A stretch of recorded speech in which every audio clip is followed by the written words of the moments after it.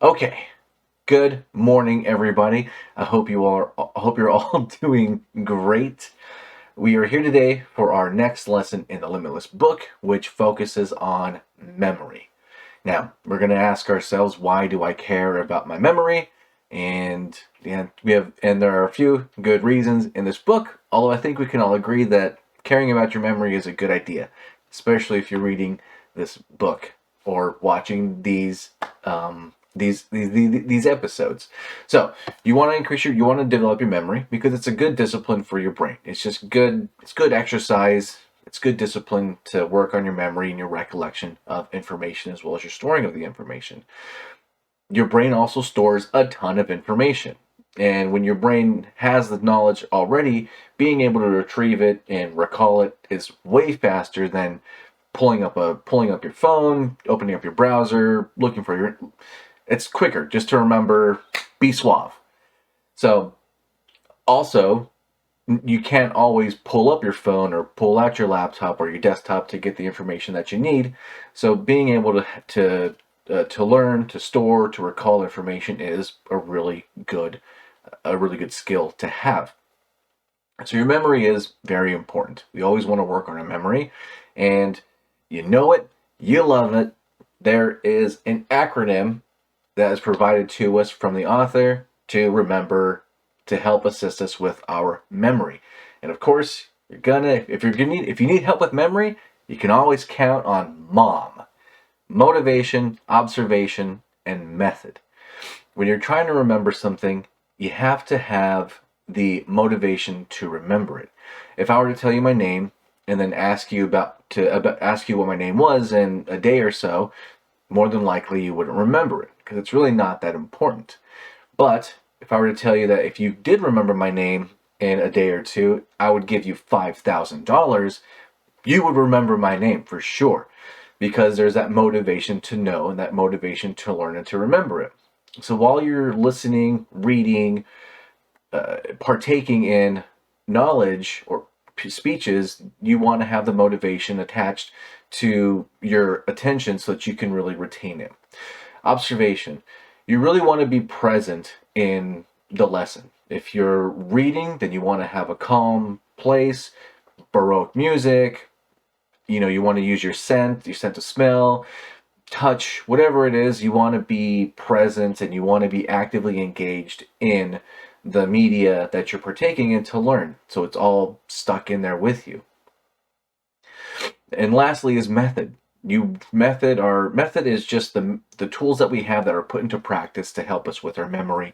Things like your mindset, again, your sense of smell, your motivation, your passion, things like that. As long as you have the methods and the tools to use, that will help you with your memory and learning and the rest of this book and the rest of life, honestly. So there are a couple of different things that we're going to be taking a look at. The first one is going to be active focus. Now, you have active focus and you have passive focus. So back to the observation from Mom. If you're actively focused, you are engaged, you are present, you are learning, and you are here. If you're passively focused, it's like when you have an audiobook on while you're listening to a podcast and watching YouTube. There's a lot of passive learning happening. You won't retain much of everything, but you'll retain a little bit of everything, but you won't retain as much as you could were you actively focusing. And so the author gives us a couple of tools that will help us in our mission to focus actively. And the first one is going to be visualization. Now, visualization is crazy because there's so much knowledge and power behind visualization. They use an example in here that I'm going to use, and that is, think of your bed. You got it? Now, that picture alone has a ton of information in it. The orientation of your bed, the color of your bed, the color of your bed sheet, how many pillows are on there, the colors of your pillow sheets. Is it clean? Is your bed made already? But you gathered all that information without anyone having to say pillow sheet count, blanket color. All I asked was your bed. and you automatically pulled all that information together. So while you're learning and while you're listening and actively participating and you're actively focused, if you can attach the knowledge that you're seeking to a visualization, some kind of picture, then that will help you dramatically when it comes to recalling and storing and retaining that information for the future. Another thing that goes hand in hand with that is association. Being able to associate something new with something you already know will help you tremendously. I believe the book says that the easiest way to learn something new is to attach it to something you already know. For instance, right now I am using the association of a board game called Villainous, and I play that game with my wife. Now I associate Villainous, the game, and playing it with my wife. I know that those two things are associated, which is the word associate. And I recalled association to remember everything that I just said and everything that will be coming, after association. Another tool that we have is emotion. If you can attach emotion to something, then it changes that raw data from just ones and zeros and active focus, passive focus, visualization, association, emotion. Those are just words. There's no real emotion or vigor or adventure or fun or anything behind them. But if you can gather that information and attach an emotion to it, then that will help even more when it comes to storing, recalling, and learning information. Another valuable key to help you learn this stuff is location. If you can attach a location to knowledge, that again, it goes back to association, where you're taking something you don't know and you attach it to something that you do know. For instance, I know that location is the last of the tools that are provided to us by I know that location is the last tool that's provided by the author regarding active focus. And I know that because I associated the word location with a bunch of boxes in my room that are located on the top right corner of the room. And there's just a pile of toilet paper and napkins. That's where they always go. That's the location of that. And I know location is the last thing I'm looking at in that space. Location association. And I'm excited too because I'm remembering this. So emotion is also attached. But those are the tools that we have to assist us when it comes to active focusing. You want to make sure you want to take a chance, pay attention. You want to visualize, associate, attach emotion, attach location. And then if you put all that together to help you remember stuff with the motivation and the observation to put into practice, you can do grand things such as learning, retaining, and delivering large amounts of data without any cards, any notes, any slides. And the author gives us, I believe it was the last chapter, where the author talked about competence breeds confidence. The author was able to learn all that stuff, retain it and attach it, associate it, visualize it, and pull it back later on with no notes, no anything, with some practice, of course, but they were able to give all that out without having to pull up notes and sift through pages and say, hold on a second, let me Google that. It's a really big thing. And so the author, of course, is going to give us a great tool to do that. And the tool is called, in Loci, I think it's Loci. That's the Loci Method. Loci Method. I need to Google that. Let's see. Pronounce Loci Method. English, this is most often pronounced as loci. The Loci method is what we will be using to to deliver large amounts of data without any notes or tools or spreadsheets. And the Loci method is you want to think of a room that, or think of a place that you know front and back as in depth as you possibly can, that you can see it in your mind. For me, I'm using my bedroom. That's my space. Oh, I apologize. The first thing you want to do is you want to identify 10 of the most important messages that you want to remember, 10 keynotes, 10 paragraphs, 10 whatever, the 10 topics that you're going to remember so that you can recall and give that information out. You identify 10 of those. And as soon as you have those 10 identified, then you want to find your room, a playground, your workspace, a cruise ship, whatever it is that you are very familiar and intimate with that you can recall, and you're going to visualize that space. And once you do, you want to visualize a path that you're going through the room. And as you do, you're going to want to recognize 10 distinct items. So for me, I use the front door of my room. And then as soon as you walk in, you see the bed in the middle of the room. And then you turn left and you see my active clothing in the dresser drawer. And if you turn to look at the other wall, I have a Skip-Bo game on the top of my board game shelf. Underneath that is a Villainous game. And if you turn more, you'll see the window shades. And if you look more to the right, there will be that big old stack of napkins and toilet paper and cardboard boxes. And if you turn more to the right, I have a big dresser drawer. And on top of that dresser drawer is a picture of my sister during her graduation. And if you look right next to the door before you leave, there is a piano. So those are my 10 items in my one space.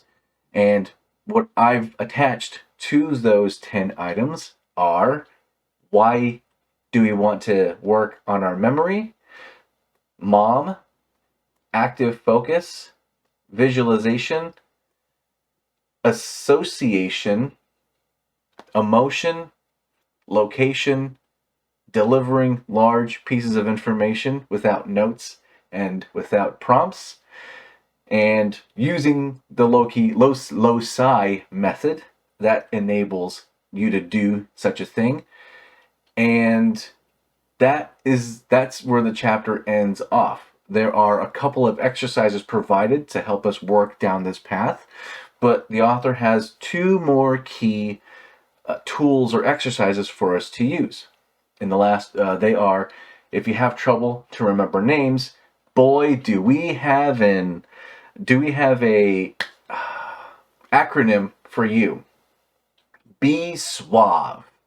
So B is believe. Now I'm taking Be suave and I'm applying it to the Loci method because the very first letter in Be suave is B, and it means to believe in yourself. If you don't believe that you can do it, if you don't believe you can remember someone's name, and if you don't believe you can memorize an entire chapter's worth of stuff, then you're not going to be able to. The only limitations that exist are the ones that you put on yourself. And so I'm choosing to believe that I can remember people's names and that I can put the Loci method into practice. The E in Be Suave is to exercise. Your brain is an organ, but it functions like a muscle. That's what the author says. And it's so that you have to exercise it and you have to use it. You have to learn, you have to focus, you have to have the motivation, the passion to put into practice everything that they go over to help you learn faster, to retain information longer, to all this stuff. Exercise your brain. I used to think that just doing Sudoku or doing Sudoku was enough brain exercise, but that wasn't enough for me. I'm so glad I'm doing this. Be suave.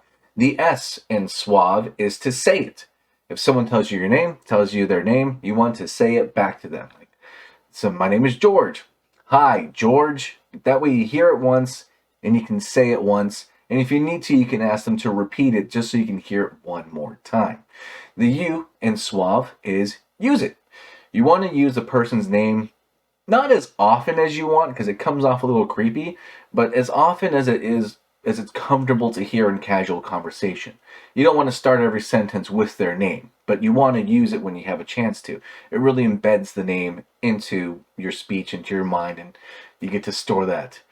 The A in be suave is association. I believe that's what it is. The A in suave is association.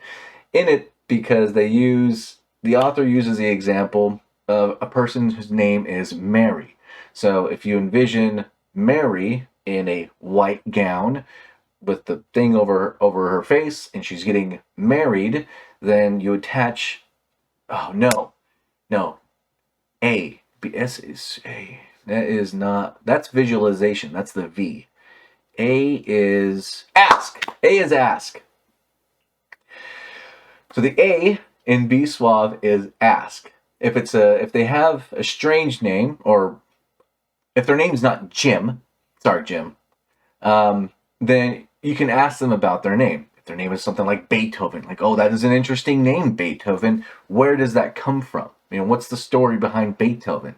And that way you can hear more from them about their name, and that will allow you to empathize with them, the story they're telling, and you can use that empathy to attach an emotion, to store that memory, and that will help you remember the name better. SAUA, the next one is V. We already hit it. Visualization. If you visualize the person named Mary in a wedding gown, you'll remember the wedding gown, which brings you Mary from, you attach what you don't know to something you do know. I know that this wedding gown is going to signify the name Mary, and then you have it with you.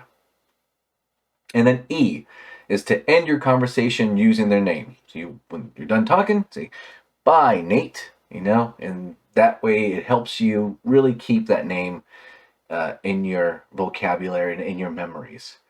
The final tool that he gives us regarding memory and easy ways to learn things is word substitution. Now there are a lot of examples of word substitution for English words and for foreign words. Now I used it to learn one foreign word today, which is, I used the word substitution van is tala. Yeah. So my word is disvantaja. Disvantaja is the word, and the word is, I believe it's Portuguese, and it means handicap. Now I used van is tala. So I just pictured a van that was next to me, and it was taller than like other vans out there. And I was like, this van is taller, So disventaja, I believe that's how it's pronounced. Desventaja. Disventaja. So I use those word substitutions to remember disventaja, and I remember that disventaja means handicap. So if I ever need to use that word again, I now have that image, that visualization stored in my memory. And that is the end of the chapter memory. We have a lot of great tools to use, and I cannot believe I did this whole thing without looking at my notes once. That is so awesome. Oh my gosh, I really did use that room thing the entire time. I kept thinking about the room. Oh my god, that is so cool. Okay, so let's see how I did. So we wanted to go, memory, a story to establish credibility. You can always count on mom. That was the next thing in the And mom stands for, oh no, that's the, what is this? Oh, these are the reasons why we want to increase our memory. I meant to do it in that order. And so, the reason you want to increase your memory, it's good discipline. You can't Google it. Creates a repertoire what you're thinking about. Ideas in the memory quicker. Exercise develops good memory. And then we went to, here's a mom. Yeah, mom is motivation, observation, methods. All right. We skipped over that because he just talks about how association is weird. People remember that you're a baker, but they don't remember your last name, Baker. And then recalling this. This has to do with visualization.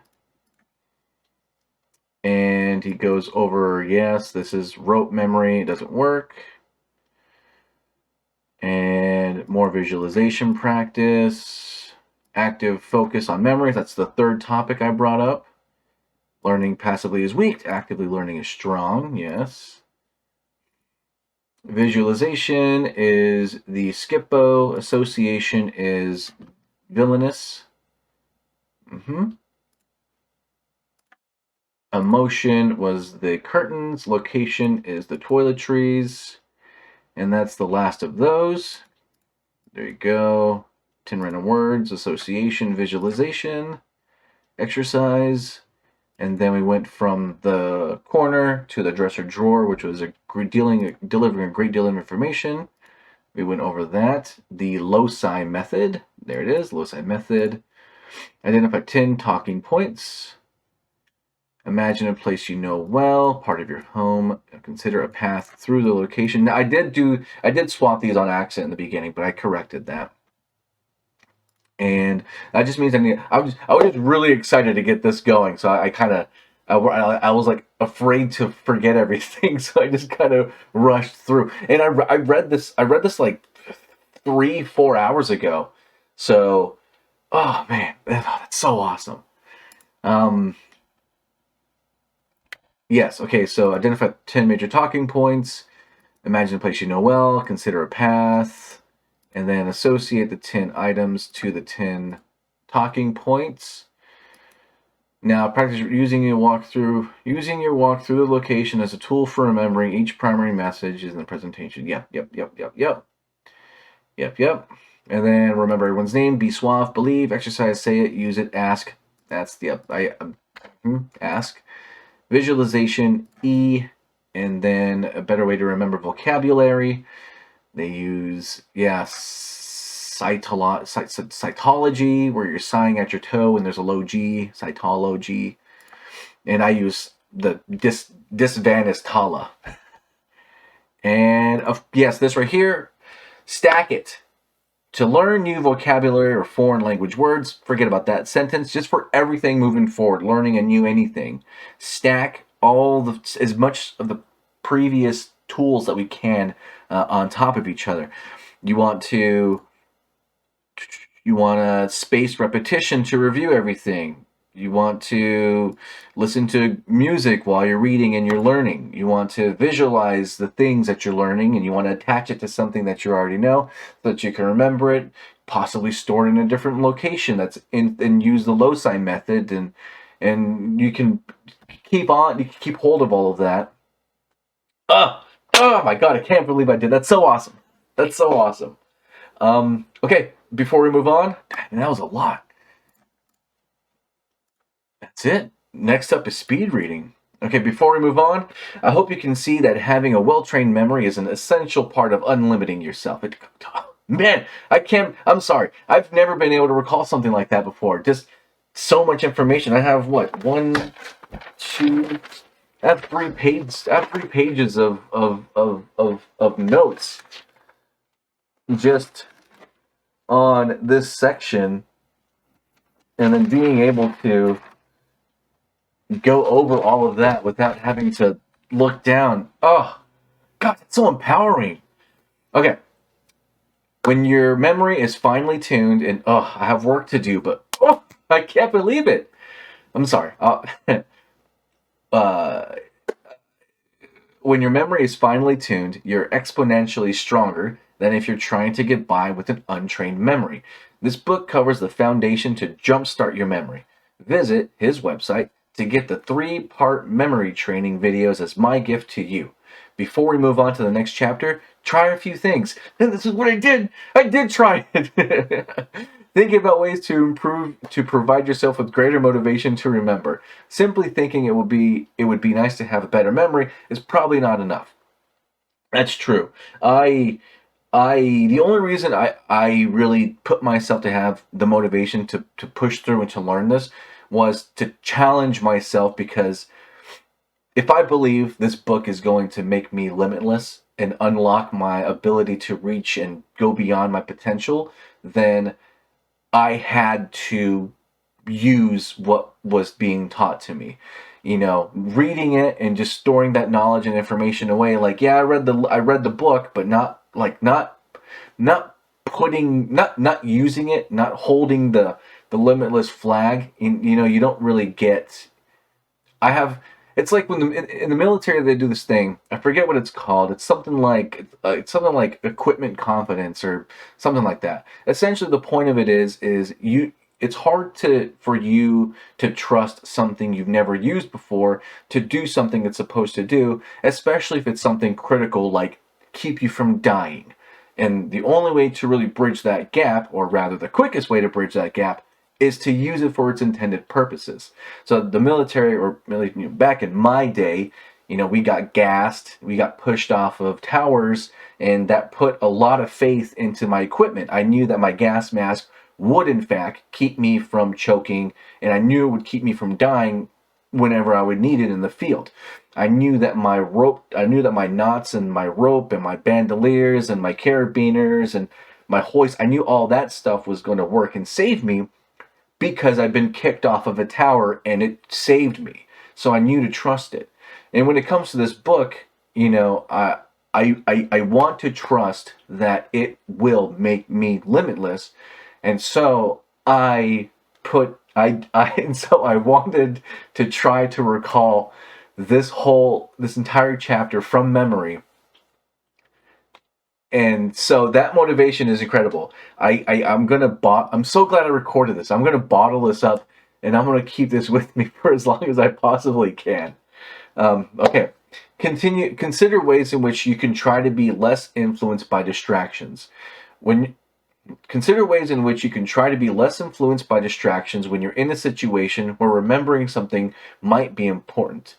I'm going to give you some tools to help with this later in this book, but what can you do right now to help you focus more?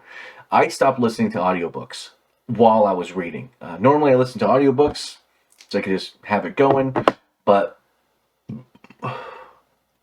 I stopped listening to audiobooks. I used to listen to audiobooks all the time, and I would listen and read, multitasker, multitasker, and so that's what I stopped doing so that I could focus more. I also incorporated Baroque music so that I can have that playing in the background. And again, like I said before, it really does help, like, ease the focus.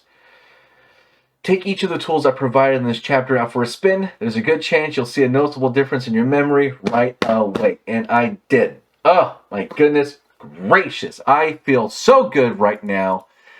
Thank you all for being here with me on this momentous of days. I am so excited to keep reading more, but that is going to have to wait because I have to code.